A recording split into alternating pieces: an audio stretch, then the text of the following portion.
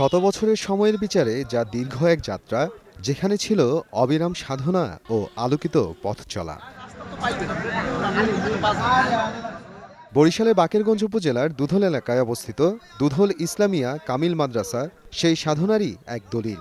দ্বীনি শিক্ষা, নৈতিকতা ও মানবিক মূল্যবোধের আলো ছড়িয়ে দিয়ে প্রতিষ্ঠানটি অতিক্রম করেছে গৌরবোজ্জ্বল এক শতাব্দী। ঐতিহাসিক এই অর্জনকে স্মরণীয় করে রাখতে শনিবার আয়োজন করা হয় শতবর্ষ পূর্তি অনুষ্ঠান। দিনব্যাপী এই আয়োজনে আগত প্রাক্তন শিক্ষার্থী, আলেম ওলামা, শিক্ষক, অভিভাবক ও সুধীজনদের অংশগ্রহণে মাদ্রাসা প্রাঙ্গণ পরিণত হয় আবেগঘন মিলন মেলায়, যেখানে প্রাক্তন শিক্ষার্থীরা ফিরে যান তাদের স্মৃতির ভাণ্ডারে। এই মাদ্রাসার স্মৃতি, এই মাদ্রাসার ঐতিহ্য, এই মাদ্রাসার সবকিছু আমাদের প্রাণের সাথে মিশে গেছে। এই প্রথমেই যে কোনো এক পুনর্মিলন অনুষ্ঠানে আমি যোগদান করলাম, এতে আমি অত্যন্ত আনন্দিত, অত্যন্ত খুশি। পুনর্মিলনী অনুষ্ঠানে আজকে সম্পন্ন হচ্ছে।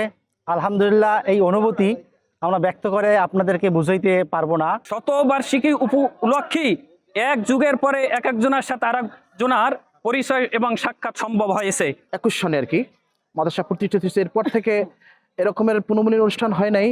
তো এবছর 2025-এ পুনর্মিলনী অনুষ্ঠানে অনুষ্ঠান পেয়ে আমরা অত্যন্ত আনন্দিত। 104 বছর পেরিয়ে আমরা শতবর্ষ পূর্তি উদযাপন করছি।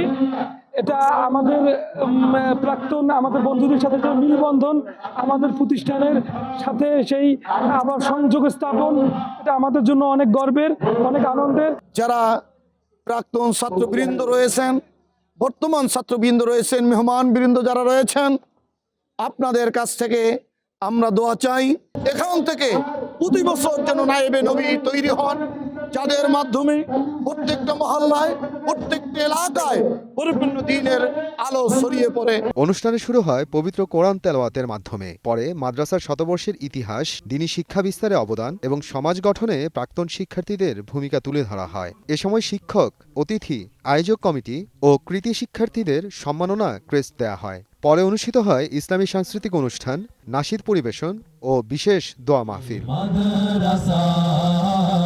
এই শতবর্ষ উদযাপন শুধু অতীতের গৌরব স্মরণ নয়, বরং ভবিষ্যতে দ্বীনি শিক্ষা ও মানবিক মূল্যবোধকে আরও দৃঢ় করবে, এমনটাই প্রত্যাশা সংশ্লিষ্টদের। সময় সংবাদ, বরিশাল।